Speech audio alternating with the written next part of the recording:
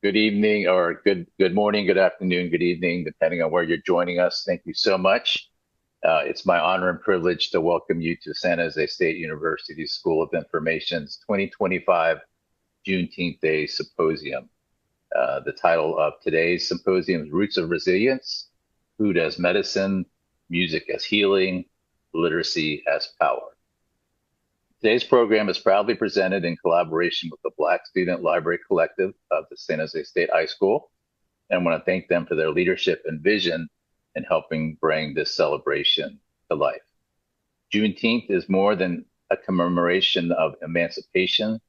It is a powerful reminder of the resilience, creativity, and enduring strength of the Black community.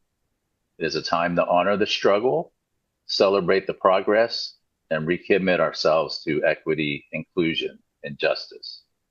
The theme of today's symposium reflects the deeply rooted traditions that have sustained generations: the nourishment of food, the healing of music, and the transformative power of literacy.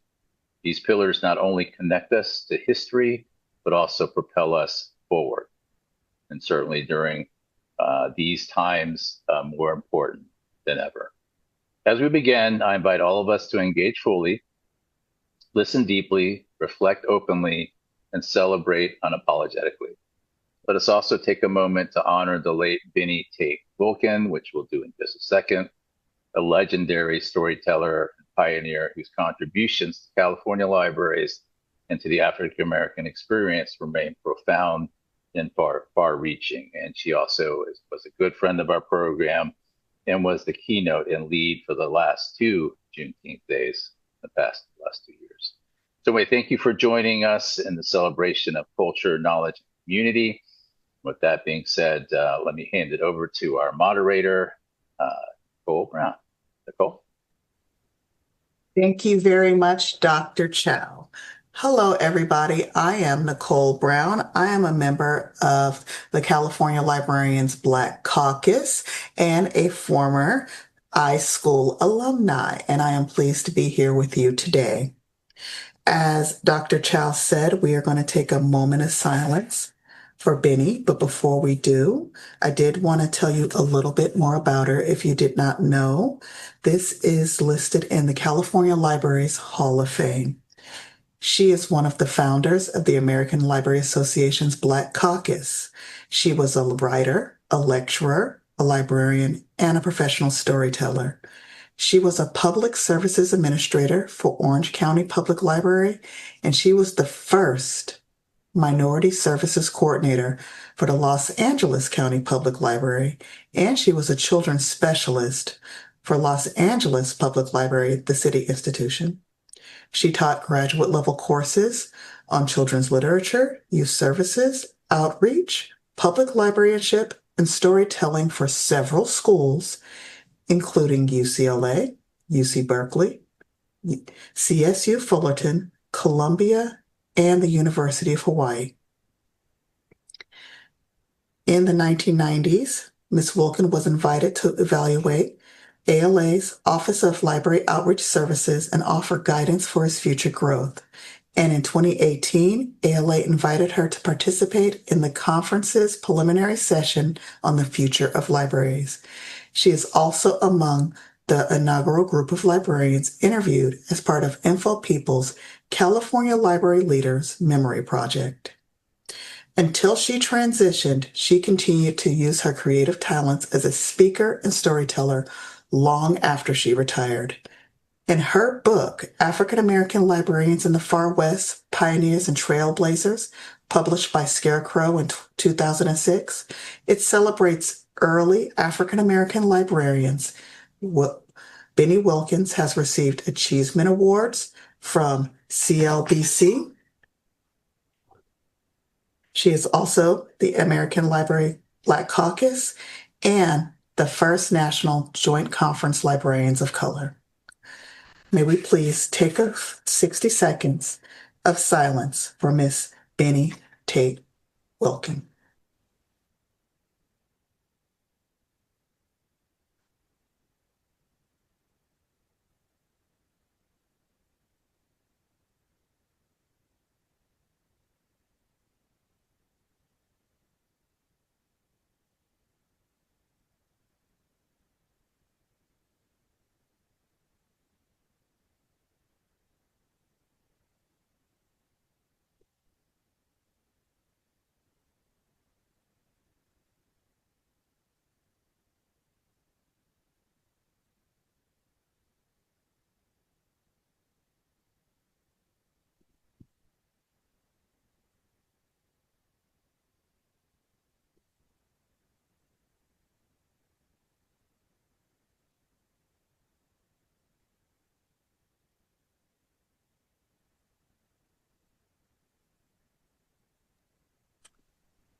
Thank you for your time.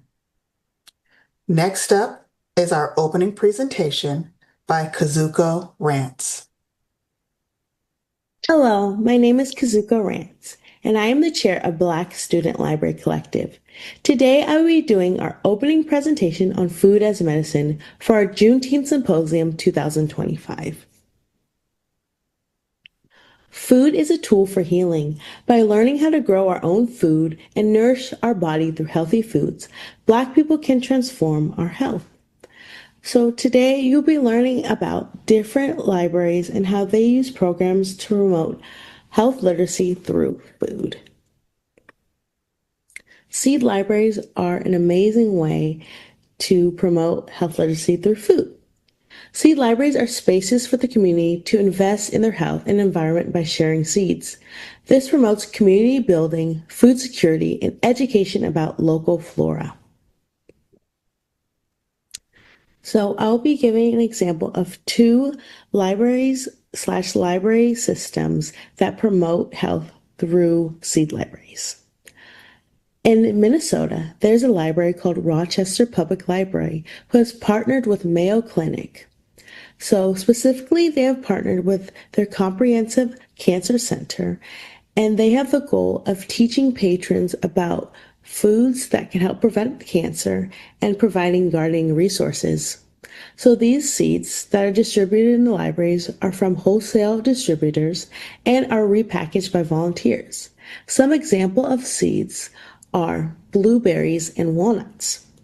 In 2025, 900 people attended the orientation of the seed library, and over 8,500 seed packets were distributed. Another important element to highlight is that this seed library takes requests from individuals in the community. So for example, there is a big Southeast Asian community, and they requested bok choy seeds. Another example is Contra Costa County Library System. They have seed libraries in 15 out of their 26 branches. And this is important because it means that there are a lot of opportunities to learn about gardening and have seeds where people can garden without having to purchase them on their own. So these seeds are really cool because they are specifically acclimated to the local microclimates and soils of Contra Costa County. The orientation of the seed library, and over 8,500 seed packets were distributed.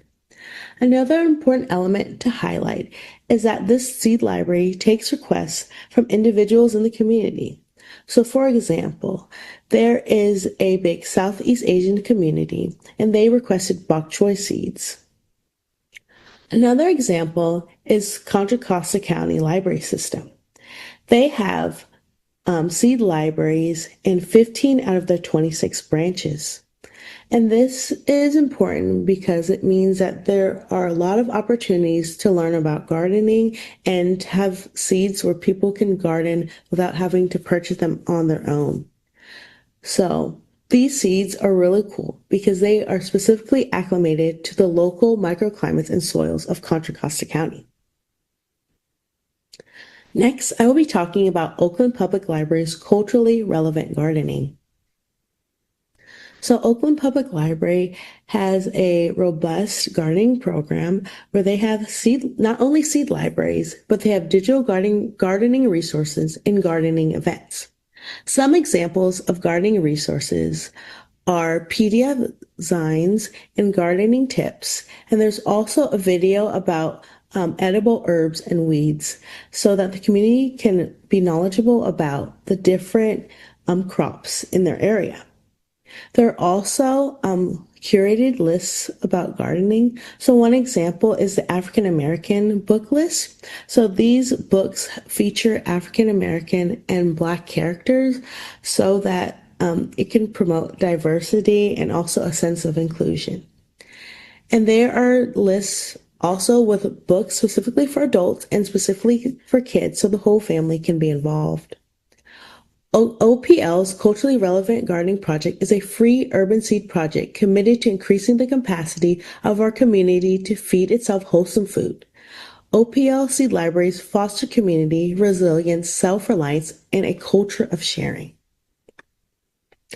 Lastly, I'll be talking about Berkeley Public Library's Library on Wheels. So this program is interesting because it takes the library outside and brings it into the community. So specifically, I'll be focusing on how the Library on Wheels goes to the Berkeley Farmers Market. And this is really cool because they host story times, can check out books for patrons, and there are Wi-Fi hotspots so patrons can access digital resources such as audiobooks and ebooks. And this innovative program connects literacy to food in a unique way. Thank you. I hope you enjoy the rest of our symposium. Thank you, everybody. Thank you, thank you. And thank you, Kazuko. That was very nice. And it was nice to see OPL, my employer, represented. Next, we are going to have a food demonstration. I just want to make sure that she is on. Do we have Miss Tamearra Dyson on? I don't see her name. I know she I'm was sorry, having- while I was dealing with everything else, I see she's having a bit of trouble joining, so I'm going to go ahead and reach out to her. Yeah, okay. So Nicole, as we're connecting, I just wanted to give a huge shout out to Kazuko. This organization is pretty much new.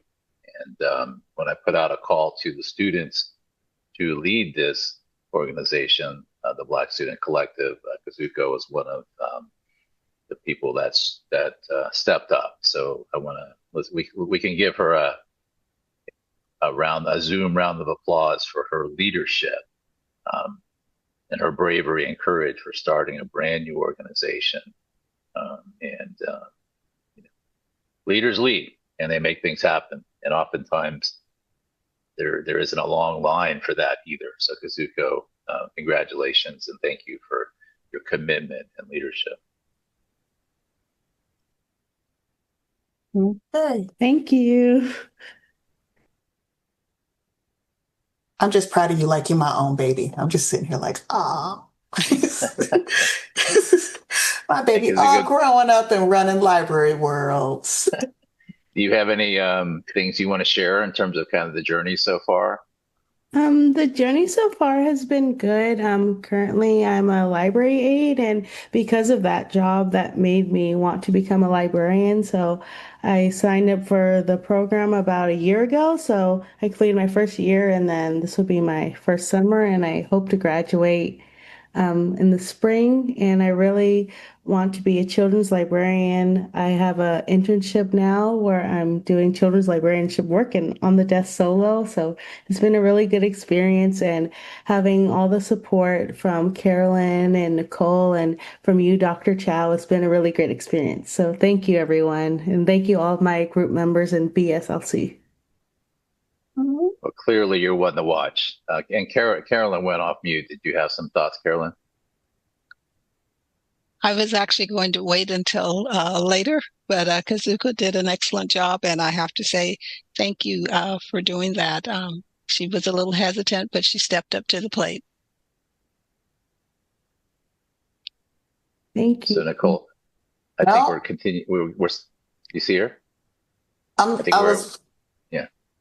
I see very, very little, but I just wanted to let you know that Miss Dyson, she is setting up her Bluetooth right now so that she can demonstrate and talk at the same time. And I wanted to tell you a little bit, about her while we do that and her fabulous restaurant. So Tamearra Dyson is basically a big deal. Okay. So the way she is like professionally, her professional bio is that she is a visionary force in the vegan industry. It says that she is known for her unique and creative approach to veganism. Now, what we say on the streets of Oakland, if this is the only vegan food you will actually eat if you're not a vegan. Like the food is, I will tell you, the food is good. Okay. So her brand, Souley Vegan, is not only approachable, but adored nationwide thanks to her innovative culinary concepts. That's a fancy way of saying the woman can cook. She has made history by leading the mainstream acceptance in veganism, earning numerous awards and accolades along the way. Her achievements include being voted one of the top 10 soul food restaurants in the country, not vegan soul food, period. All right. She has had her okra gumbo featured in Oprah's 2020 Vision. I've had that gumbo and I don't even like okra, and I will eat that. It is delicious. Remarkably, she has accomplished all this without any restaurant knowledge prior experience. She showcased her dedication and hard work in building Souley Vegan into a globally recognized brand. Her journey has reached new heights. She is the first vegan chef to defeat the unbeatable Iron Chef Bobby Flay. This cements her status as a culinary icon and a history maker. If you want to watch Miss Dyson beat Bobby Flay, turn in to season 30, episode 3 on Monday, July 14th, 7 p.m. Standard Time. All right, I'm sorry, Pacific Standard Time. And I am pleased and delighted and honored to bring you Miss Tamearra Dyson of Souley Vegan, Oakland's own. Thank you. Excellent, excellent. Well, okay, so happy to be here. So what I'm going to be preparing for you guys today, I'm actually doing some cinnamon beignets, a dessert that is huge in New Orleans. Our flavor profile mainly focuses on the flavor profile of New Orleans. Is where my grandfather is from, so my style of cooking is kind of a homage to him. So we're going to do vegan beignets. Now, everybody loves beignets. When you go to New Orleans, you talk about the beignets. You got Cafe Du Monde, you got Cafe Beignet. You got so many different entities and so many different stores and restaurants that serve beignet. Even Cafe Du Monde has their beignet mix, that's doing very well on the market. So beignets are huge. And so I'm going to go ahead and get started. So first, what we're going to do, I have my brown sugar. So I have about half a cup of brown sugar. I'm gonna put that in there. Hopefully you guys can see enough of my screen. I have my active dry yeast, which kind of cuts the time. If you're just using yeast, then it's just gonna take more time with the warm water activating the yeast. So I kind of like to, shorten up that time and just go for the active dry yeast. It just works well for me. Then I'm going to go ahead and I'm going to do about a half a cup of a little bit more than warm water, a little bit hotter than lukewarm. I'm going to go ahead and stir this up, whisk it rather. And it's important to make sure that, you give it enough of, a whisk so that everything is kind of combined nicely. You want the sugar, you want the yeast, and then the warm water kind of helps to melt everything together.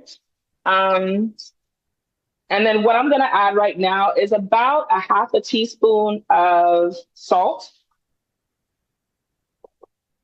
And I'm going to add a little bit of cinnamon. Probably about a half a teaspoon of cinnamon as well. And then I'm going to go ahead and add some vanilla. Now, a little secret.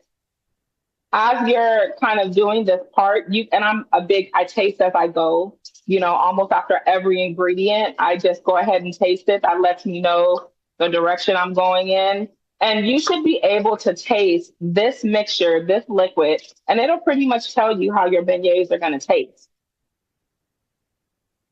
And we're just whisking that all together. It's a little bit brown. I've done cinnamon beignets, I've done apple beignets, I've done raspberry beignets. I do love cinnamon, and ironically, cinnamon is actually an ingredient that helps to bring down your sugar level, which is good, which is good while you're eating these beignets that are going to be, there's brown sugar in them. And then of course you'll see how we top them off. Okay. All right. So I've done all that. I've whisked all that together. I have my flour. This is, unbleached, kind of, unbleached all-purpose flour. And I did add a little bit of baking powder in it. So the active dry yeast is going to help it come alive. It's going to cause your beignet dough to rise. That's an important component. How much your beignet dough rises is going to tell you kind of how fluffy your beignets are going to be. And you want them fluffy. So this is about 3 cups of flour. I'm going to go ahead. I'm going to put about half of that in there. You see, I have the one glove because it gets a little messy in the kitchen, but it's fine. Okay. Is this something that kids can help you make if you were a mom at home? Absolutely. And the kids would have fun with this because the flour is going to go everywhere. Oh, okay. Let's see here. All right. So I'm going to go ahead and I'm going to just start to kind of mix this. I'm going to use my whisk just to kind of, initially you just kind of, mix it in there or kind of like a fold. You definitely don't whisk or stir this. It would affect kind of, it'll affect the dough. So you don't want your dough stringy or, gummy or anything like that. You definitely want your dough to be just light, airy, and fluffy. So I have about a half a cup of vegan butter here. You can use vegan butter or you can use vegetable shortening. Vegetable shortening is definitely the old school way, to do it, but either or. I like using, the vegan butter. This one in particular is Earth Balance, but I like using this one just because it adds flavor and it adds depth. The shortening is great as well. But again, I choose to kind of, use the vegan butter. And that's about 2 tablespoons maybe, or half a cup? No. Yeah, that's about half a cup. Exactly. Oh, chefing it out. Chefing it out. Yeah. Oh, no. I'm paying attention because my children are going to love this. Yeah. My sister's already like, oh, you're making beignets. So how many should I expect? But my sister. But anyway, so yeah. So, I was just going to tell you, librarians get hungry. So, my Aunt Teresa has been a librarian. Pretty much that's been her entire career. She's from the Bay Area, but now she lives in Washington, Washington, D.C., doing very well out there. But she, that was her thing and very smart. Oh, yay. Okay. Yeah, definitely. I see that's coming together real quickly. So actually, here's the thing is that this is actually a pretty quick dish. So yeah, you mentioned can moms and their children get together in the kitchen and do it 1000%. One, because it's an easy recipe. It's really, really simple to follow. But in addition to that, it's, it's quick. And it doesn't involve, the children are not going to get hurt. Mom just has to watch them when it comes down to frying and working with a hot oil. So you see my dough is coming together. This is what you want. You also see that I have a little bit more flour in here. So this was about 3 cups of flour. I used a little bit more than half of the flour, and I could use I'm going to use more when it's time to roll it out. Because, whatever surface, if it's a wood cutting board or a glass cutting board, the dough is definitely going to kind of stick to the surface. So you want to make sure that you flour that surface, but we'll get to that in just a second. And what do you prefer when you cook, the glass or the wood? I just bought some really, really nice wood cutting boards, but traditionally, in the restaurant industry, you don't really use wood, but at home, I do love wood. And my son has like this beautiful handcrafted wood cutting board. So actually, we do use wood a lot, at home, definitely. It looks so nice and elegant. All right, so this is what you want. And you'll notice that I didn't knead it too much. So when I say knead, that's just kind of putting your fingers in there and really just kind of, grabbing it, kind of like we used to do Play-Doh. but you don't want to over knead it. So I would say maybe about, maybe two, maybe 1 to 2.5 minutes of kneading, if I can kind of be exact, because you don't want to overstimulate the dough. So you want the dough to kind of be free to kind of do its thing and be itself. So with that being said, you don't want to manipulate it too much, if that makes sense. So now what I'm going to do is I'm going to cover this baby. You can cover it with a cheesecloth, or you can cover it, with any cloth that you have. The goal is to give it a little temperature. It needs to be kind of not in a hot climate, but it needs a little bit of warmth. So you just cover it to make sure that it's going to get that warmth, and it's not, we're not letting air get to it or anything like that. Again, the cheesecloth does, I would prefer a kitchen towel. Just cover it with a kitchen towel. And then you're going to let it set aside for probably about, you can really cook it maybe after, 15 minutes, if that long. But if you really want your dough to rise and just get beautiful and big and abundant, then, you can set it aside for like an hour or something like that. Okay. Yeah, for sure. Okay, so what I have here is I actually have some that was already, already kind of risen, and it's ready to go. It's very airy. Okay. It's very airy, and that's just kind of what you want. And then let me roll out a little bit for you guys. I already have some pieces cut. I tried to get ahead of the game here, but let me just roll it out so you guys can kind of get a gist of kind of what that all looks like. And again, here we are. I'm using the wood cutting board. And then you just want to use your flour pretty generously, on the bottom. that's just the thing of mine. I just don't like when it sticks, but it will stick. It will stick. It's the nature of the dough. It will stick. So you just want to make sure that actually both sides has flour on it. One, for the surface, and then two, for the good old rolling pin. So you just want to make sure that it's not sticking to either or, because it'll hold up time, and, you don't really want to deal with the extra fuss if you don't have to. Like I said, this is a really kind of easy recipe. You don't have to make it harder than it has to be. All right, so now I'm just going ahead and I'm just rolling it out. I generally do my beignet pieces, maybe about a 3 by, maybe 1.5 inch or something, 1.5 inch thick, maybe about 3 inches long. You can do mini beignets. You're not married to the size, but the goal is when you roll out the flour, you really don't want it. I mean, I would say it should be thicker than a 1/2 inch. So I would say anywhere from 1 to 1.5 inches, I would say, for optimum fluffiness. All right. So it has to have some thickness to it so that it can get, when it's fried, it can get fluffy. Yeah. I mean, generally, because of the ingredients, we have the active dry yeast in there, which helps it kind of be airy and fluffy. We also, put a little bit extra in there, and we added the baking powder, which also kind of makes the dough expand and be fluffy and light and airy. So, I mean, honestly, even if you cut them thinner than that, and let's just say if you did, like a 1/4 inch or something like that, it's still going to expand, but it's not going to be as fluffy as like just a fluffy, delicious, Got it.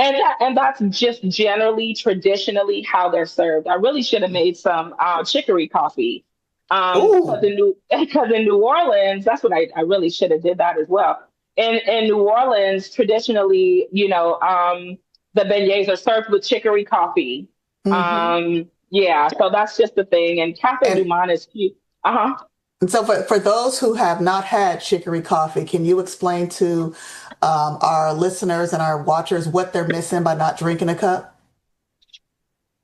Okay, so I think it's just kind of, it pairs with, the mom sitting down at the table with a croissant and coffee, I think the two just pair well, but it's something about the chicory coffee. So I served chicory coffee and beignets. We used to do holidays at the last location, which we'll start doing at this location as well, every year. So I think it was Thanksgiving. And we did beignets and chicory coffee for dessert. And I mean, everybody just went crazy. It's something about the pair and I'll tell you how I prepare mine. I brew the chicory coffee, and chicory coffee is something you can order. I don't know who sells it out here, probably boutique stores, maybe World Market, maybe sells, I believe they sell Cafe Du Monde's chicory coffee. And so I brew it to where the coffee is kind of strong. You'll read on the back, kind of, the serving sizes and the recommended, all that preparation. But I tend to make mine a little bit stronger. I add molasses, and then I add an oat or soy milk. And so it's kind of it looks like a cream. And it's just absolutely delicious. I would even say, I would say 3 parts chicory coffee to 1 part molasses to 1 part soy. There you go. That's my chicory coffee recipe. Anyway, so we have the dough. We're gonna go ahead and cut these. And like I said, I'm pretty generous when we, serve these at the restaurant, and we like our beignets to just kind of be big and fluffy. Yeah. So that's just kind of, you can kind of see that there. I have some cut pieces. The fryer is not here, but I did pre-fry some. But I'm gonna put these in the fryer, and then I'll take them out. Let's see. There. Actually, let me see if I could. Bear with me. I'm gonna just go ahead and move this fryer over here so that you guys can see it in front of the screen. Is that okay? Yes, it's definitely okay. Okay, good. Let's see here. Let's see.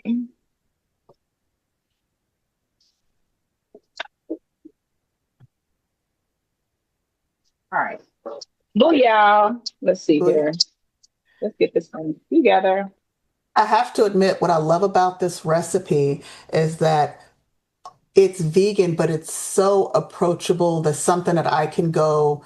I mean, they won't be as good as yours, of course, but if I wanted to try the recipe, I could go to a regular grocery store. I could go to, I could go to Mandela Grocery, grab my ingredients. And that's, I think, is one of the beautiful parts about your approach to vegan food. It's nothing unusual or strange. It's things that we know we enjoy eating that you've just made healthier and taken out the meat products. So thank you for bringing that to the Black community, really.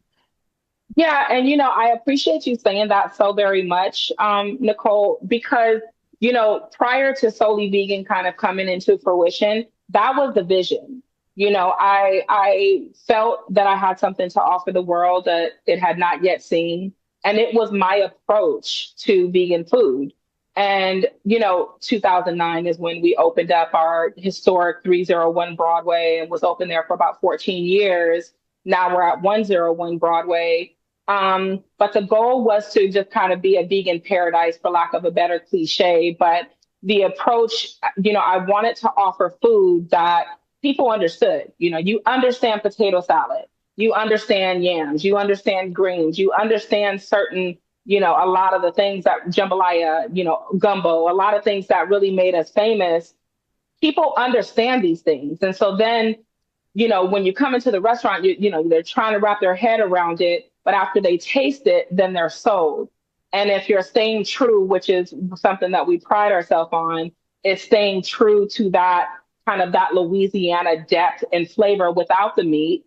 My cousin who lives in Gonzales, Louisiana, she was just ready to fight me because she was just like, I know you put some crawfish in this etouffee. I'm like, I didn't put any in my etouffee. And I do believe that it's from the heart to the hands. And my mother was a great cook, and all my grandmothers were great cooks as well. My father was a great cook, but it just really resonates in here, and then it just comes out through the hands. But my etouffee is something that, I've done the etouffee quite a bit. That's why I didn't do it here today. But I thought about doing that coconut etouffee, which a customer that was from Louisiana, she was an elder, and she was not happy with me because she said etouffee does not have coconut in it, because traditionally etouffee is kind of like a red sauce. But right. I do my own thing, and yeah. I give of myself, and this is the way that I present it. And yeah, we do twists on everything that we do, but the goal is to keep the flavor, without the meat, obviously. Yeah. While you're frying those, do you have energy to answer maybe a more politically based question? Ooh, okay. Depends on what it is. And let me just give one little tip, okay? Eh, The reason why I'm putting a little bit of flour in the oil is because I want to see if the oil is hot enough to support the cooking of the beignet. Just Very fair, let you very know. fair. Okay, but yeah, please ask on. Okay, so veganism is a fancy word. I was raised poor, and people who didn't eat meat used to be considered poor. It wasn't a status symbol or a statement. So, understanding that, how has Black food culture evolved? And what does it mean that veganism has shifted from a marker of poverty to a marker of privilege? Like vegetables are expensive, but I could get my kids some pork chops. So how does that feel for you, especially now that you're bringing veganism back into the Black forefront? All right, you're gonna make me say it, huh? Yeah, I'm making So, sense. so You, this is a safe space, just so you know. okay, okay, I believe it, and I always speak my truth. That's for sure. So Mhm. I just believe that I believe that disease is big business here, and so I think that that's why it's cheaper to eat. Let's just say less healthy. I don't want to say bad, but let's just say less healthy options are easily accessible. Whereas the healthier options, they want to, charge you a lot more, even though it may cost a lot less to, produce or make. Growing up, we definitely experienced food, insecurity. Our story is that, us three kids, I'm the youngest of three, and I think the longest time we went without eating was 3 days. So if that paints a picture of serious kind of food insecurity, and my mother did. So what's interesting is that my mother did. She primarily fed us vegetarian meals. Now, when I asked her later why she did that, she said intuitively she just wanted to do the best for us. But I'm going to have the conversation with her again and really see if kind of, that's what it was. But I will say that,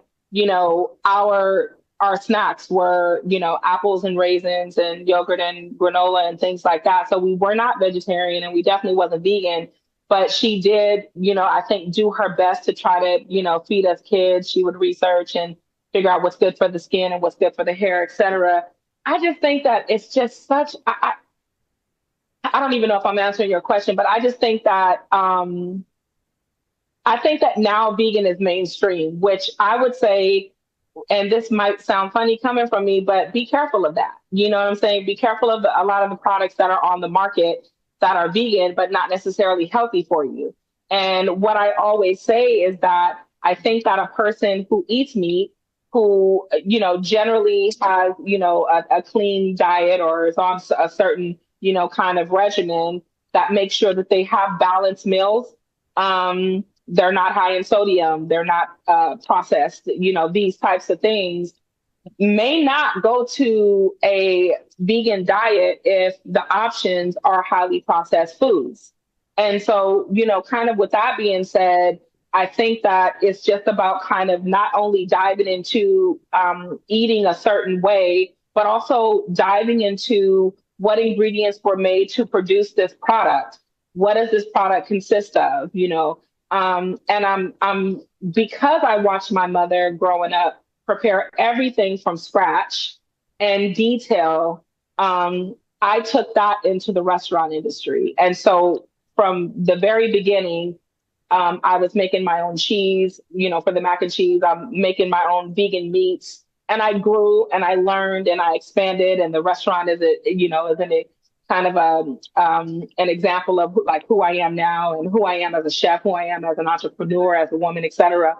But just, I would say, I think that it's mainstream and I think it's always, veganism has always been looked at kind of as a privilege because when we opened the first location, we would have folks come in from the Oakland community who wasn't familiar with vegan at all. They thought vegan was my last name, but they Mhm. got in there, they tried the food, they loved the food. And then they said, okay, I can get with this. And then as the years went on, and I'd like to say that we trailblazed that, You had more and more, vegan restaurants popping up and vegan products on the market, which is, while it's good, but again, like I said, just pay attention to kind of, what you're eating. And I think that people just kind of switching over to veganism or just learning about it thinks that, oh, it's healthy because it's vegan. Well, Lay's chips are vegan, if that paints a picture. So are I don't even know if that Oreos. answers your question. Oh, so are Oreos. Thank God I don't like Oreos. I'll be in trouble. I'm a savory. I love food, but I love savory. Thank God for that. I don't Yeah. even know if that answered your question. It actually did, and it gives Okay. one a lot to think about. Oh, you're about to fry them up. Hold up.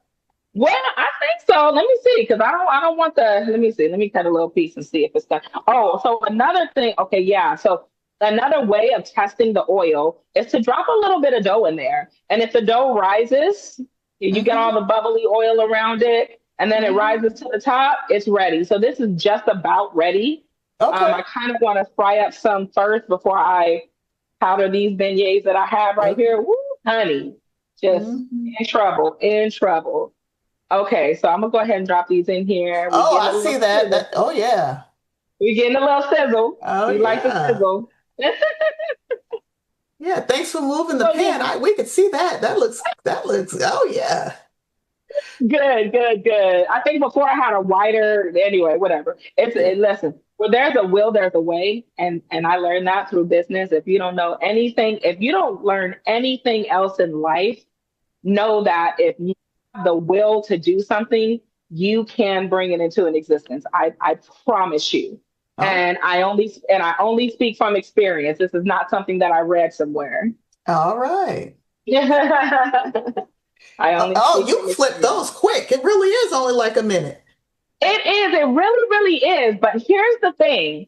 I mentioned kind of the thickness of the dough, and you see that? You see that thing? Ooh, It's crispy. I mean, it's just golden brown, and it's really rising to the occasion.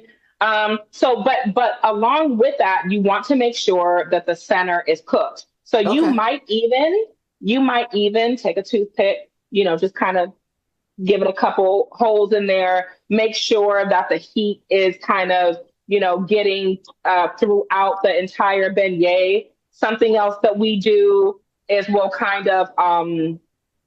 take a spoon, a big spoon, obviously, because we do it out of the fryer, and just kind of baste the beignet so that one side is sitting actually in the fryer. But if you don't have a fryer at home, no worries. But again, you just want to make sure that both sides are cooking kind of evenly. I'm gonna turn the thing off. Kind of evenly. Now, another tip. Now, historically, you want to serve beignets hot, right? Right. You want to serve them hot, but you can also serve them at room temp, honey. Listen, your beignets can sit out for the family, and you could just, have beignets as a treat.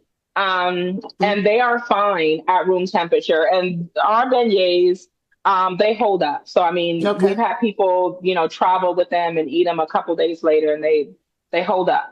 They hold up. Mm-hmm. So what I'm going to do is I'm going to move this out of the way for safety purposes. We don't want any problems. And then what I'm going to do is I'm just going to go ahead and I'm going to put some powdered sugar on these beautiful bit. Actually, I'm just going to go ahead and leave this here. Okay. And then put this here. Mm-hmm. So now you see these are a little bit darker. The oil was actually hotter than what I anticipated. Yeah. So it cooks, but it's nice and fluffy. It's a great representation of what a beignet is supposed to look like. You see, you see the fluffiness and, and all of that, and the golden brown. Like I said, some are a little bit more darker, but they're all going to just taste beautifully. You notice that I put the brown sugar in the initial steps, the brown sugar, and then the vanilla, and then I use the vegan butter instead of the shortening. Right. And then I also use the salt. Salt helps to kind of bring all the other flavors together and really makes the flavor just kind of come alive. So you can add the sugar, you can add the vanilla, but just a dash of salt is going to make that all come together and marry. And then the beignet itself needs to be delicious. So very good. The beignet itself needs to be really delicious. Do not rely on the powdered sugar. It is just a topping. It's very important traditionally. However, again, it is just a topping, and the beignet should be able to hold up by themselves. Do you see these beignets? Yes, we do. Okay, perfect. So I'm just gonna go ahead. I'm gonna put some powdered sugar on here. And then you can do it like this. And what it looks like snow on top of the beignets. Or you can just kind of take your finger and do it like Oh, this. that's what I'm talking about. Yeah. That's right. Listen, when you go to New Orleans, you're gonna have a bag full of powdered sugar with a couple of beignets. Yes. So when some people say, "Oh, not too much sugar," that's fine. You can request that. But traditionally, this is how they're served. This is how they're served. They're served with a good amount of powdered sugar. And so this is what it is. Now, see, at the risk of getting all of this powdered sugar on me, I feel like I'd be doing you guys an injustice if I didn't taste it. Oh, you must taste it. You must make me jealous. You must taste it. Let me see. Where's the fluffiest one? And then one that's not going to burn my lips. Let's see here. Ooh, I wish you could taste it. Oh, man. See, I know where you work. I'll do it for you. I know where you work. I'm going to do it for you. And I'll have a bag of beignets for you. I promise. Yeah? Oh, look at that. Okay. So, use my powdered lips, but you see the depth. This is a delicious beignet. You taste the slight sweetness of the actual beignet, and then again, the powdered sugar is just a compliment. Okay. You don't rely on the powdered sugar for flavor, but this is it. And I'm going in after we leave. I'm just up here like, I'm going in. All right, because you said 101 Broadway, right? Yeah, 101 Broadway. And our soft opening is July 5th. So actually just in a couple weeks. All right. And we're doing it. That's right off the Jack London Amtrak. So, you could take Jack London right there, get off. Yeah. The ferry. Folks are coming in. Are you still there? Yeah. Folks are coming in from, are we still there, Nicole? We're still here. We're still here. We're still here. We're still here. She's lost her audio. Okay. Are we still there, Nicole? We're still here. We're still here. Okay, great. Thank you so much. I think I lost you guys for a second as Siri jumped in. But anyway, yeah, the ferry folks are coming in because we've had a few events kind of leading up into the soft opening. And then down the line, we'll do the grand opening when we have our logistics together and systems together, so on and so forth. But yeah, folks are coming in from the ferry. It's an easy, beautiful ride from San Francisco or even from Marin to come on in. Yeah, it's such a beautiful location. We're so happy to be back in Oakland, and I'm happy to be with you guys today. Thank you. If you want to feed some librarians, about 1,800 to 2,000 of us will be in Riverside in October, and we are greedy. I'll give you that information later, but just consider, because definitely reach out. I'd be happy to support. Because this is wonderful, because this is actually helping us get back to our roots and really be healthy about it. Let us know that all the alternatives are approachable, and if we want a professional to do it, all we got to do is catch a train, plane, or an automobile. That's right. We could sell beignets at the booth. We sure could. Let me know, folks. Like I said, they transport very easy. Have the containers and they fry it really easy. Yeah, beignets they're such a treat. Yeah. Well, you know what? Thank you for sharing this with us. And I know we have to let you go to continue feeding the people in your catering gig. I don't want to, but we have to. Do you have any parting words for our future library community, or future cooks, future vegans? Yeah, I mean, I think that my message is always it just always falls into the beauty of resilience.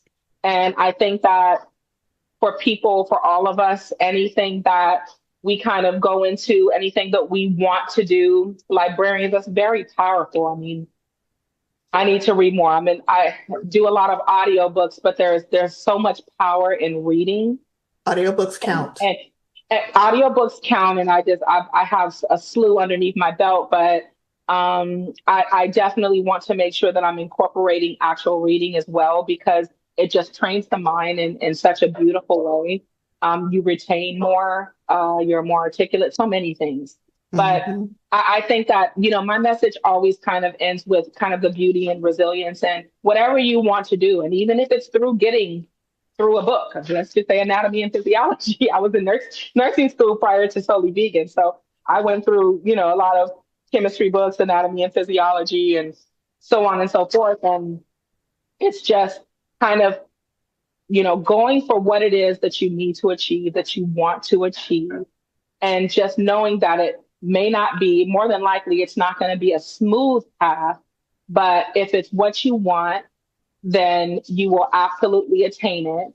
And nothing can necessarily prepare you for the bumps in the road, but just know that as you're working to achieve your goal, you're also building your character.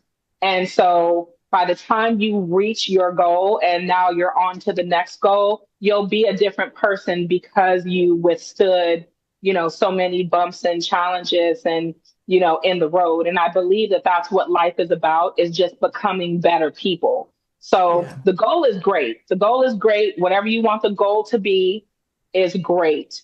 But in the process of getting to that goal, just know that you're becoming a better person. And so that's all I would have to say to future chefs, future librarians, and anybody in general. The world is not necessarily an easy place, but you can do it. You can do it. And I stand here in front of you as living proof that That resilience pays you off. are. Yes, celebrity Yeah. iconic chef and a celebrity iconic person, celebrity Thank iconic you. Black woman. Thank you. Thank you Thank for you your so much for time. having me, you guys. I appreciate you. I appreciate you. Until we talk again, have a Until wonderful we talk again. uh, See you in October. see you in October. Bye bye. Bye-bye. Welcome back, everybody. We're getting started with our panel discussion. I have three wonderful people here that I would like to introduce to you. Well, actually, four. We are from three different industries. The first industry is Mandela Grocery, a worker-owned cooperative. Now, this cooperative was born out of a desire to improve access to healthy food and business ownership for the residents of West Oakland. So West Oakland is a typically Black neighborhood. It's home to over 25,000 people in a 3-mile radius. Prior to Mandela Grocery Cooperative opening in 2009, there hadn't been a grocery store in that area since the 60s. And this is a rich area. The history of West Oakland is rich with African American history. In the late 1800s, the robocar workers settled there with their families. The Jack London stop was right there. And facing on-the-job racism, that's where they organized the African American Union called the Brotherhood of the Sleeping Porters. In the 1960s, the Black Panther Party was located there. They resisted urban renewal, aka gentrification in West Oakland. At the time, 7th Street was the main business strip, and it had an abundance of Black-owned businesses. Now, beginning in the 1940s, there were urban renewal projects. And then in the 1989 Loma Prieta earthquake, they put the Cypress Freeway right through there. This devastated the neighborhood. It led to economic challenges. It led to health challenges for the remaining residents. By the late 1990s, the residents had a severe lack of healthy food. They did not have convenient access to medical, and there was underemployment and unemployment in the area. This is what led to the coming together of the community in 2004 to incorporate and launch a community cooperative grocery business, and it is Mandela Grocery Cooperative. And the two people who were here with Mandela Grocery are James Bell and Yuresh Kihasani. Please forgive me. Our next person is Ashlee Johnson-Geisse. I hope I pronounced that right. She is the owner of Brown Girl Farms. And I am going to summarize what was listed about Brown Girl Farms and the San Francisco Bay Times LGBT newsletter and article that was published in April 18th, 2024. Brown Girl Farms is birthed from the belief that queer Black women farmers need more representation and celebration in a growing world. Brown Girl Farms is located in the Hayward Hills. It is a small family farm grounded in community.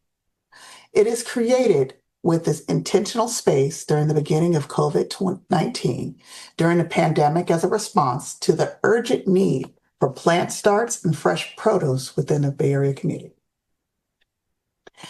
Brown Girl Farms loves to spread loving attention to the community through neighborhood market vegetables, African American heritage crops, and unique seasonal flower bouquets. It strives to be the center of growing practices that reflect the interconnectedness to the land and African and indigenous practices. You can find their produce and other seasonal offerings at Mandela Grocery in the heart of West Oakland. Finally, we bring to you Mont Allen, the Director of Network Engagement at the San Francisco Jazz Organization. Now, forgive me, I'm going to read this because I don't want to mess it up too badly. Mont V. Allen III. During the 2012 Association of Venue Managers, Mont introduced the concept of non-higher education performing arts revenues. Since that introduction, he has worked to integrate advanced networking technology into the art industry. Presently, he is the Director of Operations for the San Francisco Jazz Organization. He opened the San Francisco Jazz Organization in 2013, which is now a first adopter of research and education network technology in a non-academic arts environment. Prior to joining, he was the opening team of Jazz at Lincoln Center in New York City, the world's first venue specifically designed for jazz. Before this appointment, he was on the opening team for the New Jersey Performing Arts Center, the nation's sixth largest performing arts center. In recognition of the value of higher education, Mont worked at Lehigh University as a director of scheduling, where he received a bachelor's degree in organization management and a master's degree in educational leadership, with a focus on higher education and a public assembly. Let's everyone, please welcome Mr. Mont Allen.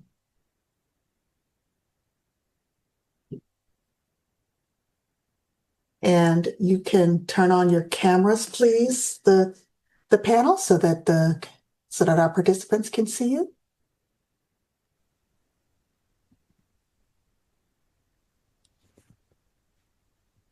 Thank you. Thank you all for joining us today.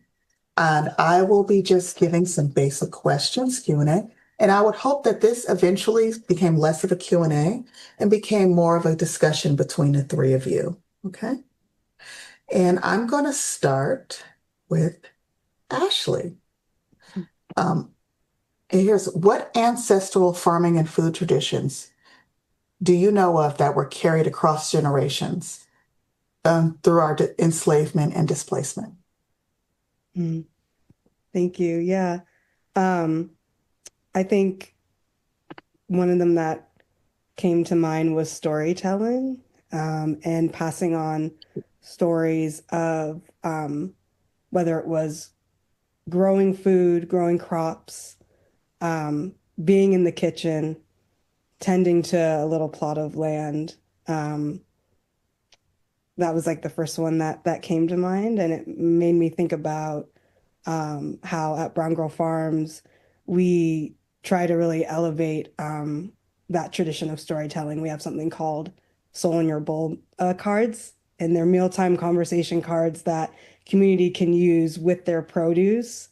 So it's not just about cooking, obviously with our produce, but really that legacy of storytelling and sharing and connection. So the card has a prompt on it, and people are able to sit around and really reflect on the ways in which food is impacting and meaningful to their lives, especially with everything going on right now. So that's one of the first traditions that popped into my mind. Well, that's wonderful. Thank you. Thank you. James, same question for you as well. Well, we'll say like,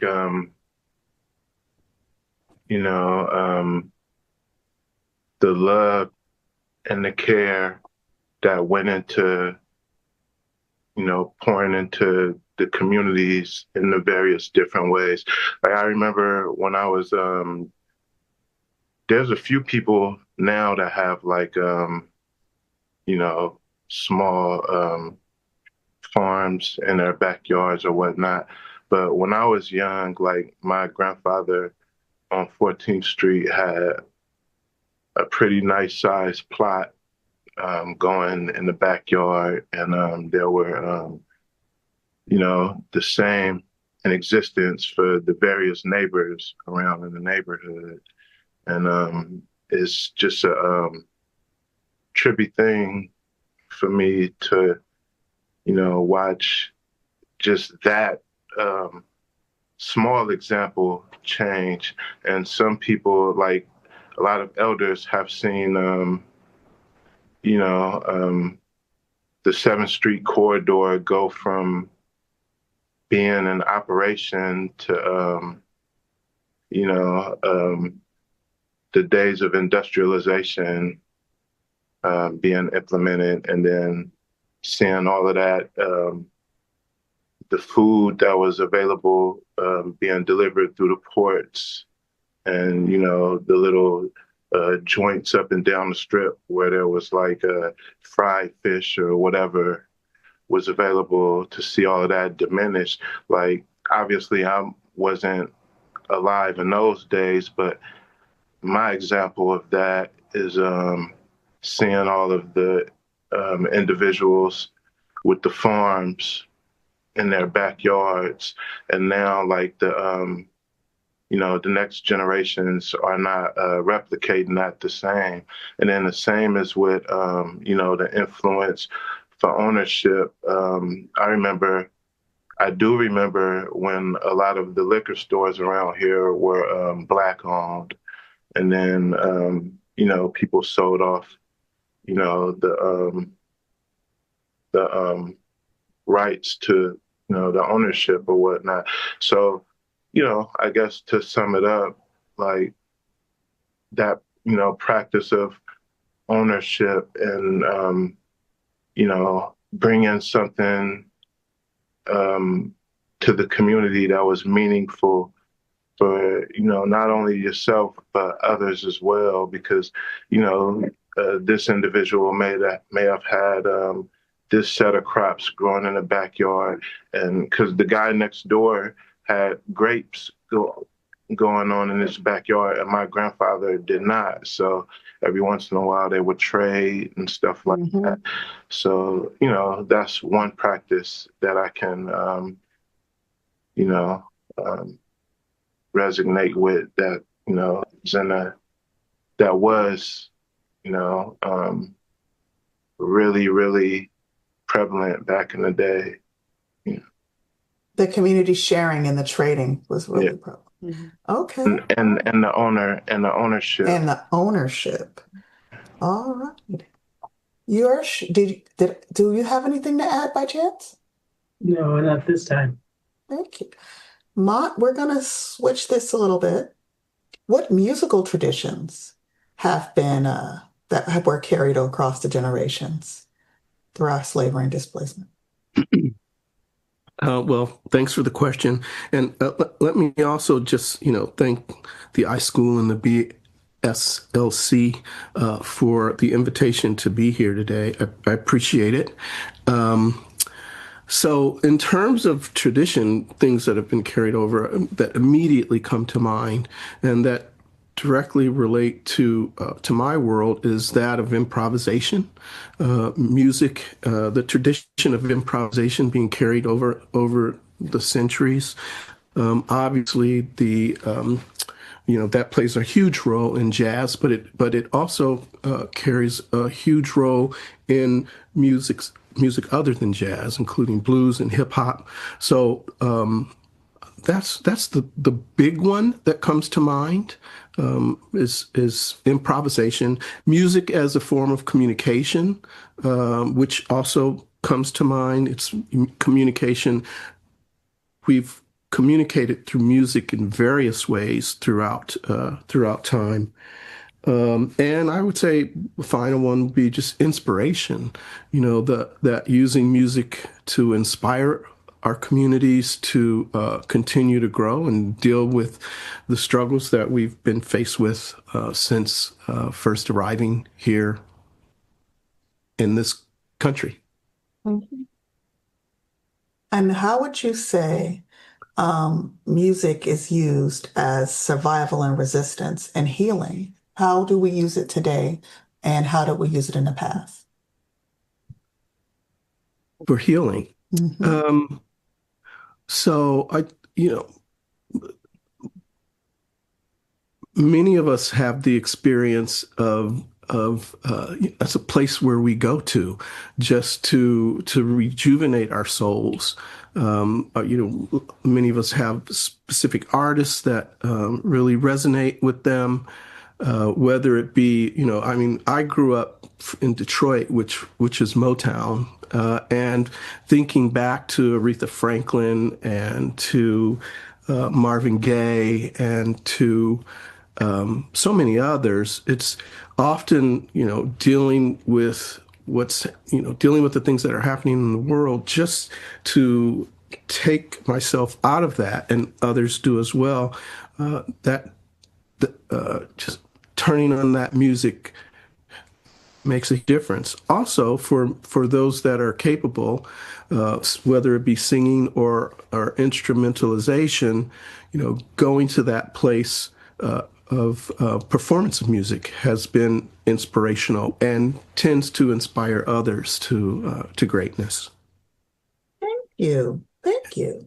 Nicole, All right, Ash. I was just gonna add in terms, I was resonating with what you were saying, Mont, and what you brought up, Nicole, with music and how it relates to farming too for us. With our CSA Produce Box membership program, it's a weekly box of produce that members get, families receive, and we include a newsletter in there. And one of actually the areas on the newsletter is a little like weekly cooking playlists, and it's songs that like either I've resonated with while farming for the week or songs I've heard, and we include it, as part of this experience with our CSA. And so, yeah, I just was resonating with that music is really powerful, especially when it comes to not only cooking, but working with the land too. Thank you. Thank you. Thank you. James, I did have a question about music. I know when I go shopping, the first thing we do here is music, and it kind of sets a mood. So how important do you think music is, even when being just engaging in your food, when you're working with it, when you're shopping for it? And how does that nurture Black joy and wellness, in your opinion? Well, I ironically happen to do music myself, so um, kind of like the brother said previously, is definitely a place where I always go to, like for various emotions. There's playlists that I have, for when I'm, like feeling very joyful and happy, and it's all like it's all music that rises my vibrations, because even though I'll be happy, like I'll play some music that'll make me like even happier. And if I'm sad, then I'll play some music that makes me happy. And so it's always like a upper for me. And in our store here, we have so many different individuals that have different taste in music to where we always get compliments from the various people that come in, and they always talk about how we have the best music playing. And, you know, it's because we don't say, hey, let's just play this type of music. We let whoever for the day feels like they want to, you know, give a spin at picking what we throw on Spotify, and then we just, you know, throw on random music. And the fact that, you know, we have a group that has a very diverse liking for various types of music that makes it all cohesive for our customer base. And I feel like music not only is inspirational, but very influential as well. And so, you know, just like it's very important for you to watch, you know, what you eat in, because, you know, like the sister was saying from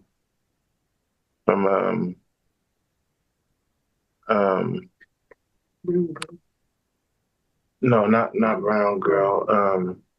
Wow, Souley Vegan.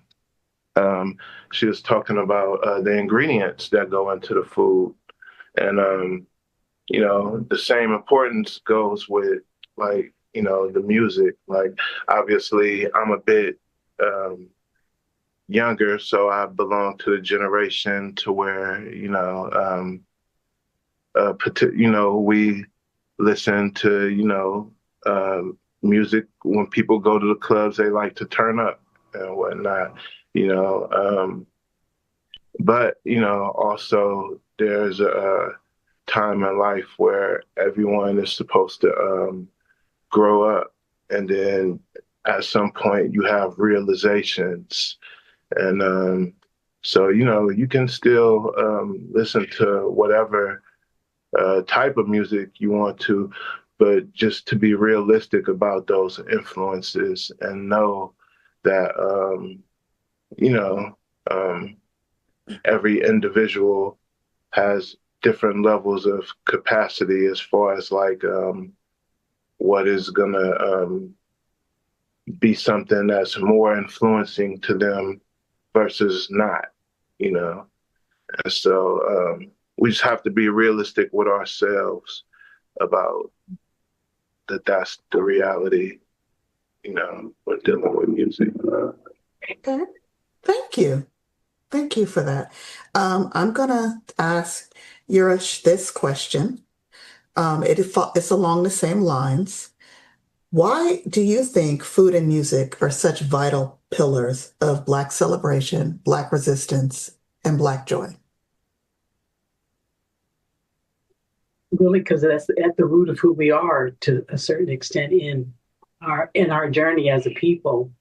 And I think about music and how it was effective in our household growing up. My father used to play that, and it set a certain tone for us kids. We'd get up Saturday morning, and it was cleanup time, and he put the music on, and we knew what time it was, and we enjoyed that together as a family, instead of it being like, oh, we got to clean up, da da da da da. But he played the music, and we would sing, and we had a good time.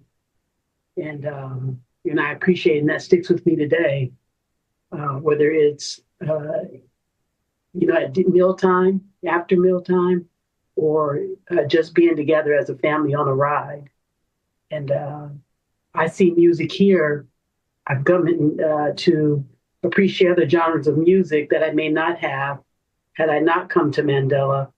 And I appreciate it because it sets a tone as well for people coming in the store, and they can relax because the energy that's high in their world, they can come in here and get like a breath of fresh air. So I'm appreciative of that. Thank you for that.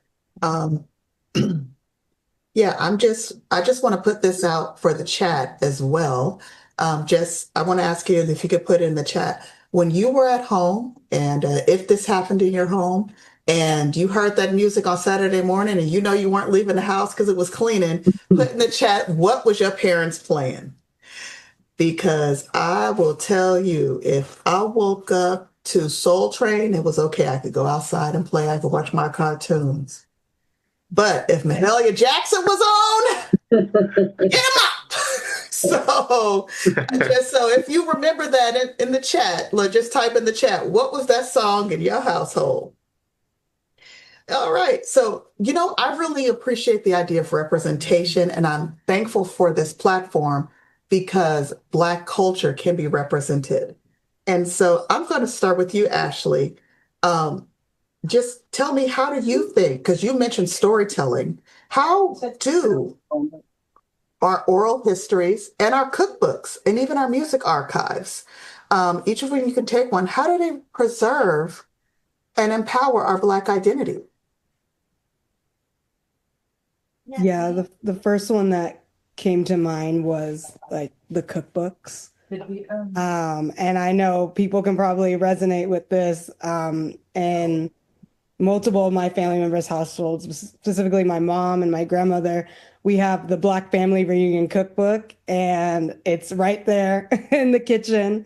And, we go to it for holidays, for, seasonally, and it really stands as a pillar and a representation of our legacy as farmers, as cooks. I think the fact that it's physically represented in the space where we gather as family, and it really is sacred that these traditions have been written down, especially in cookbooks, because so many things didn't get written down, or couldn't be written down.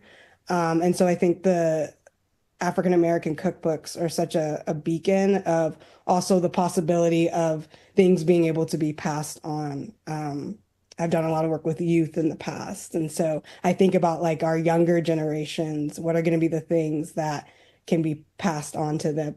And it really is through our cookbook. So that's the one that stood out to me first. Okay. What do you think, Mont? And Yeah. So, well, first of all, I would say, as it relates to music, music is certainly a form of storytelling, and throughout history, storytelling in the field, storytelling during points of resistance, ways of communicating to each other that were both subtle and disguised, so things, so we could make progress. I also want to just take this opportunity to project into the future, the opportunity that music presents as a grounding force in all of our lives, and also connect that with the whole library community, which has always been a grounding force in the lives of marginalized folks.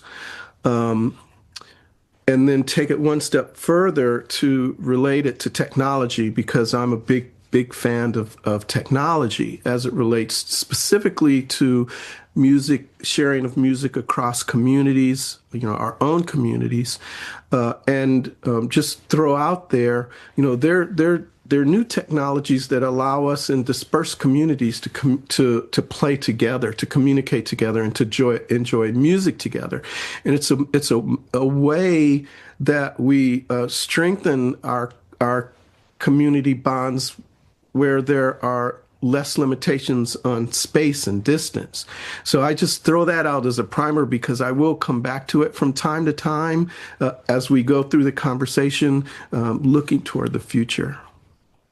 Excellent. All right, Mandela Grocery Team, your thoughts? Can you phrase the exact question one more time, please? No problem. I'm thinking about representation, How do cookbooks, music archives, and oral history preserve and empower Black identity?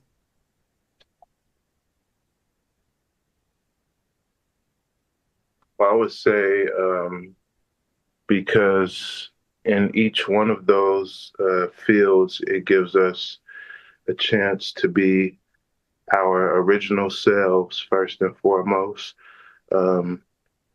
We always, just to be honest, as melanated folks, we always put our own flavor and our own spin on everything, which people come to appreciate, you know. And so I feel like, it just gives us the opportunity to, continue to show the various ways that we can be creative and take, one thing that already exists and make it even better just from, the level of, creativeness that we have, and, I feel like it also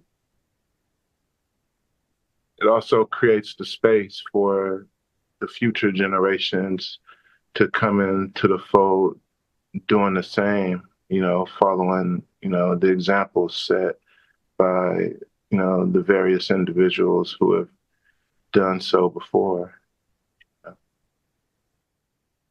Ashlee, I see your brain working. What are your comments? I'm not even going to ask you a question. I see it. No, I was just resonating, James, when you were saying, like, putting our own spin on things. I just think about how people see that and they're inspired by that. And then just also thinking about the youth and how, especially this generation, approaching them around food and farming, you got to kind of find the ways to reach them. And one of those I feel like is through music too. And so when I used to work with youth, they definitely didn't want to turn that compost pile at times. But if I gave them access to the Bluetooth speaker and they could play their music and pick a song, all of a sudden that compost pile got turned. So I was thinking about, what you were saying, James, about the youth and listening to them and letting them sort of guide us into the future, as you said, Mount, too. Like, so just lots of great things. Yeah, because there's like some individuals who I know personally who have songs based around food, where they get really aggressive with the intent of people eating healthy. Like they're aggressively telling you to eat healthy, and some people may find the songs kind of offensive or like, what is the point of this? But to the youth, like they're like, because the rhythm is slapping and the beat is slapping, it might actually make them start eating different, And so, it's real weird how music can be used as a tool for us in particular ways that's, beneficial, and other people may see it as threatening,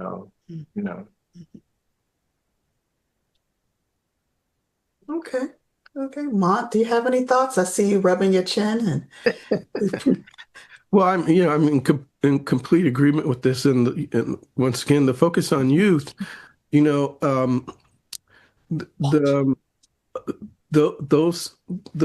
thoughts that James and Alicia have expressed are distributed throughout the country. We tend not to recognize how systemic they are because we're so detached in the physical space. But if you consider like these thoughts emanating across the entire nation and actually well beyond the nation, because these things, food and music, are universal, it has the opportunity to create a larger space for Black folks to step into in terms of recognizing their presence in the world. And once again, I throw libraries, I throw technology as bridges to create community resilience and collaboration, whether it be in California or in Michigan. So I certainly agree. Okay. I'm gonna follow up with what you just said because I'm hearing and I like it, and I wrote this down as you were talking. How can music and agriculture work together to connect our younger generations with their roots and give them their power of Black identity? Right. So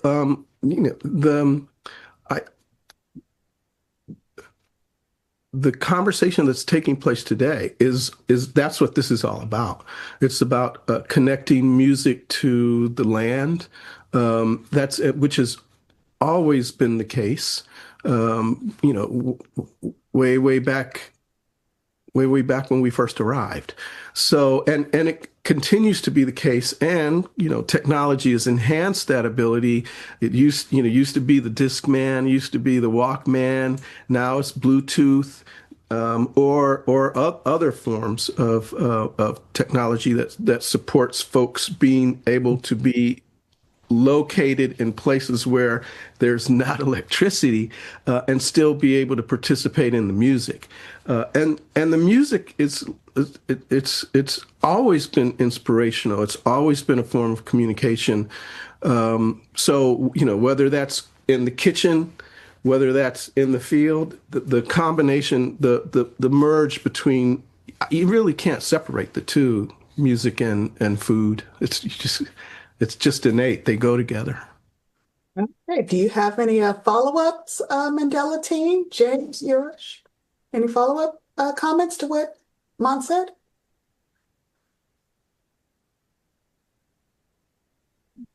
I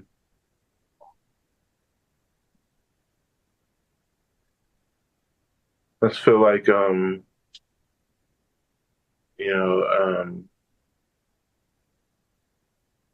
maybe if we can have like some nonprofits to focus on raise. I'm pretty sure if you told groups of youth in the neighborhood that like hip hop music and that like because a lot of young people are starting to record, or everybody wants to be a rapper or a lyricist. Everybody is not the best at it, but everybody wants to be a rapper or a lyricist. And I feel like if some of these nonprofits, like if the focus was really to, for us to try to get our people healthy again and start with the young people, then we should start trying to see if we can get nonprofits to secure funding to have some of these groups of youth create mixtapes based on eating healthy.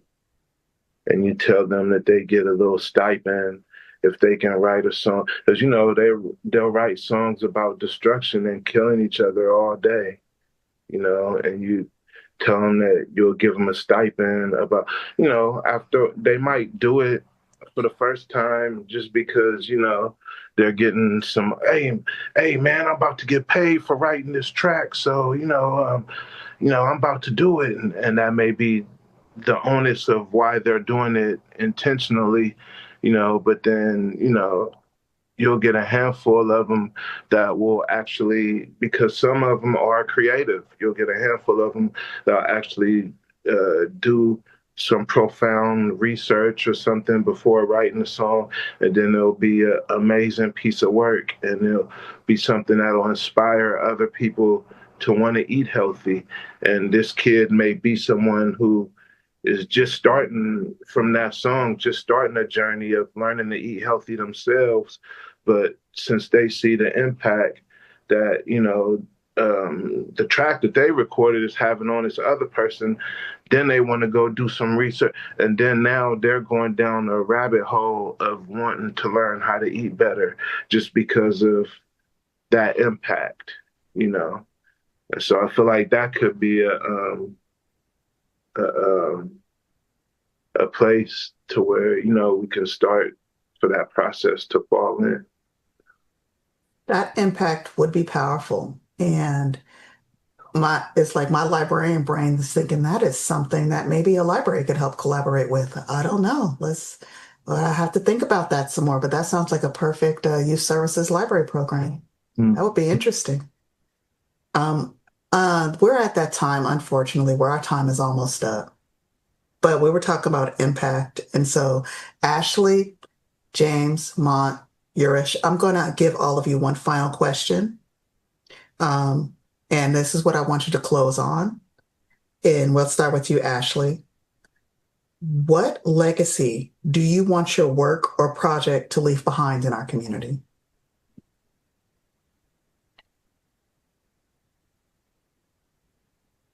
I think it's something that I say often, but the legacy that as Black people, farming and growing food is our legacy. And I do often compare it just because I'm constantly thinking in agricultural terms, but I compare that legacy to like a seed that, gets tended to and gets cultivated. And I truly believe that as Black people, that lives inside of all of us because it is such our legacy. And so often, when I would work with youth and even adults, that messaging that it's there, it's inside of us, even if those of us who don't, haven't had experience growing food, I think that gets talked about a lot, or like I'll hear the term like Black thumb. And I think about how it's really not true. Like it's actually our legacy that we have everything inside of us to grow food, to tend to land, to share that because of everything that our ancestors went through. And because of that knowledge, we hold as Black people with growing food. So I think that's what I hope Brown Girl Farms leaves behind is people recognizing that inside of themselves. And then, of course, being Black and queer, those intersectionalities for those that also hold those intersectionalities to really uplift those of us that also hold those to say we are your farmers too, and that we matter. All right. Mom? I would say that in recognition of this conversation, we have three topics that we're integrating in discussion, and they're all coming out of the opportunity of libraries being here. And I would contend that if I had a project, and I do, if it could make a lasting impact, one of those would be the recognition of libraries as a community resource that can take all of these thoughts and all of these different ways of thinking and being and use them to the best advantage of their communities, and then to collaborate with other libraries across the diaspora, and figure out how we can share more, how we can be together more, how we can advance the things that are important to us more. That would to me that would be huge. Thank you.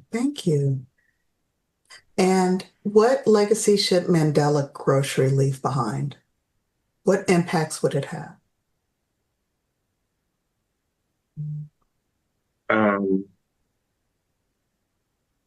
So I believe one of the most important things is for this place to, so nobody that works here now plans to work here forever. But for me, historically, I've told myself that I would not my goal or my job would not be done until I feel like there's a group, a competent group of younger people that's here, that's willing to take it over and keep it going with the same intention that it began with, so that that process can continue, and so that the space can be here for generations to come. Because no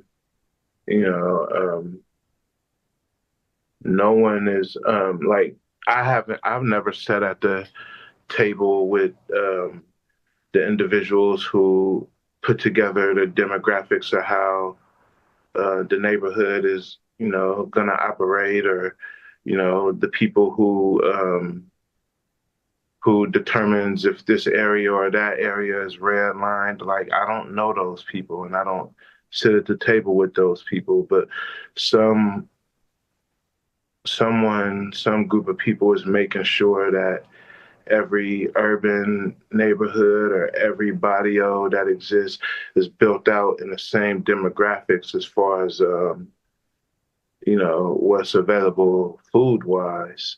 And it's always liquor stores, fast food, and gas stations. And so there's a intentional design, in my opinion, to keep our health at a particular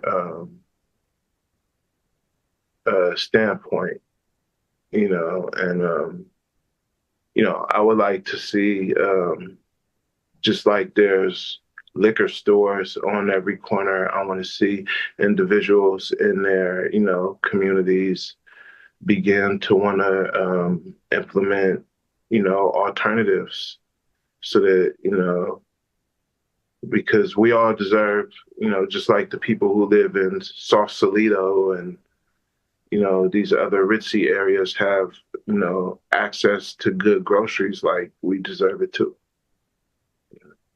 We do. We do. So your legacy is to always have options in West Oakland. Yes. That is wonderful. I would like everyone to thank our panelists for their time. You have given us a wonderful, thought-provoking discussion. Thank you for your time. Thank you for your music. Thank you for your food. Thank you for serving us. Thank you for healing us. And thank you for being here today. You have made this worthwhile. Thank you. Appreciate you. Although everybody's been hearing me talk, I have to happily say I did not put this on. This was put on by our Black Student Library Collaborative, and we have a small spotlight of audiences. Claire is going to put up the slideshow in Kazuko so that we can thank the people who've actually worked very hard to put this on. So thank you, everyone, for the amazing panel discussion. And right now, we're going to take a moment to talk about our group, which is called BSLC, Black Student Library Collective, and to share a little bit about each of our members. So Black Student Library Collective is an iSchool student group celebrating the African diaspora within the librarianship field. We aim to champion Black people's contributions to librarianship, connect with like-minded scholars, and amplify our voices through events and partnerships. We are grateful for the support of Carolyn Norman, the president of California Librarians Black Caucus, who has graciously partnered with us on our journey. Next slide, please. So a little bit about myself. I'm from the San Francisco Bay Area. I'm the chair of Black Student Library Collective, and I'm expected to graduate spring 2026. Next slide, please. So my background, as I talked about previously, I'm a library aide in Contra Costa County. I'm a member of the California Librarians Black Caucus and the Black Caucus of American Library Association. And so one of the things I've done at my job is I collaborated on our inaugural Afrofuturism Month program at my library. And so I made a book collection and created a menu so library patrons can browse through the books. And this summer, I have a children's librarian internship. So I do different shifts at the desk, and I like take questions, and I'm helping with a story time, and then I'll be hosting my own. And so one of my major goals is that I want to support marginalized communities and become a mentor. Next slide, please. Next, we have Miriam Ellis. She is our vice chair, and her hometown is Sacramento, and she also plans on graduating in spring of next year. Next slide, please. So she doesn't currently work in the library, but she loves libraries just like all of us.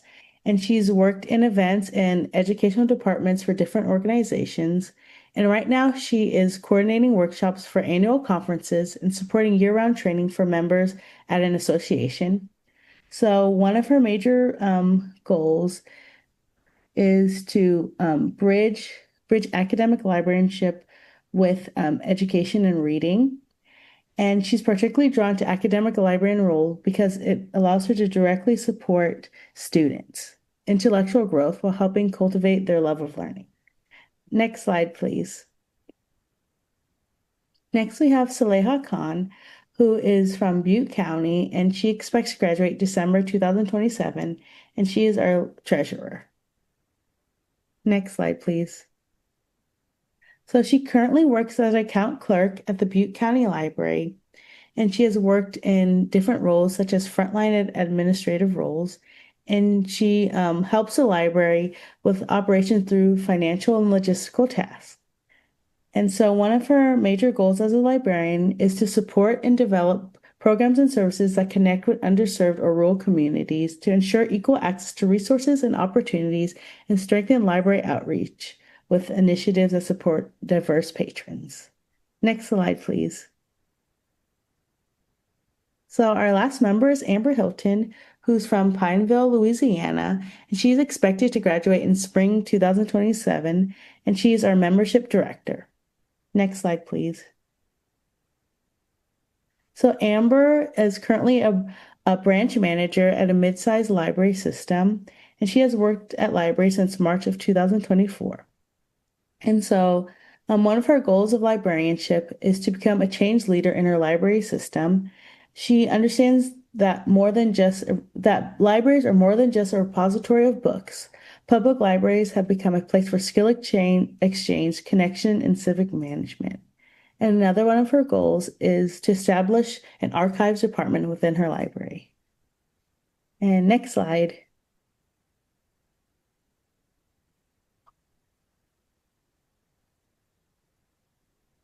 Well, that's all of our members. So thank you everyone for listening to our presentation, and I hope you enjoyed our symposium. Thank you to Nicole, Carolyn, Dr. Chow, all the members of BSLC, all the panelists, and everyone who's been watching our program. Thank you. Thank you. Thank you, Kazuko. Thank you. And we will have our closing statements by one of the best mentors ever and president of the California Librarians Black Caucus, Carolyn Norman, for our closing comments. I wasn't sure who you were talking about. Thank you very much, Nicole. I'd like to thank each of the panelists and each of you that participated today. Dr. Chow had to leave early, so I was going to close out anyway, but he wanted to express thank yous to everyone here. I was greatly inspired by this. I was trained as a classical musician, so I'm bringing the ingredients and then I'm mixing it with what I'm interested in. That's jazz and blues. I've always liked improv, even though I can't play it. And that's my form of communications. And when I'm depressed, I bring out some Aretha, or maybe I pull out Johnny Taylor, or play that one last dollar kind of thing. So, and then one of my go-to food is peach ice cream or a good German chocolate cake from scratch. So basically I'm putting all of that together, and by the time it's finished, I'm joyful. I'm excited about life, and my journey is complete for the next day. So I thank each of you for what you've done. I think that we have found some ways to bridge music and agriculture, And we have to step back to when our ancestors came over, when we're working in the fields. Now, all of us here may not have had the opportunity to go out into the cotton fields or the bean fields or the rice fields, but there were some drums back there. There was some music in our heads that kept us going, and we knew when we finished, we had food waiting for us. When Juneteenth came along, my family's from Texas, we knew that we could celebrate with some red soda water. Couldn't drink liquor, but we could have some red soda water. We could have some ham hocks and some greens, and just have a good time playing some dominoes or bid whist, or just running around in the yard. So we've taken music, we've taken that food that we've done, how good it is. And the person that couldn't cook, we just told them that your ingredients are wrong. You got to go back. Bring somebody else on into the kitchen. So I thank each of you. I think we've had a great conversation, and we're on our way to the next stage. I look forward to a future conversation in this way. So thank you very much. There will be a recording. We will let you know when the recording is available. Some people had asked for that, but there is a recording. And each of our symposiums that we've put on, we've had recordings, and they are available on the iSchool website. So thank you very much. Thank you. Again, thank you, everyone. I bid you adieu, and I will see you again one day soon. Have a wonderful day. Thank you all.